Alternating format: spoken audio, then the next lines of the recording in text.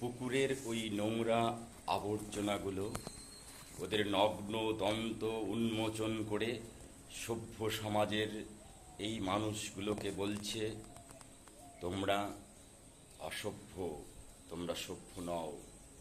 সভ্যতার একটা নকল পোশাক পরিধান করে আছো মাত্র।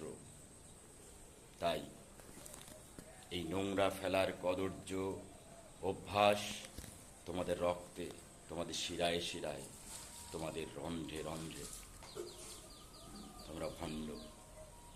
প্রকৃতি যেদিন গুজরাটের মতো ভয়ঙ্কর ভূমিকম্প নিক্ষেপ করবে তোমার ওপর, প্রকৃতি যেদিন ইন্দোনেশিয়ার মতো ভয়ঙ্কর সুনামি, ধ্বংসাত্মক সুনামি তোমার ওপর নিক্ষেপ করবে, সেই দিন চরম সর্বনাশার মধ্য দিয়ে তোমার পুনর্জন্ম হবে, তুমি সভ্য হবে, তুমি নোংরা ফেলার কদর্য আচরণ থেকে বিরত হবে।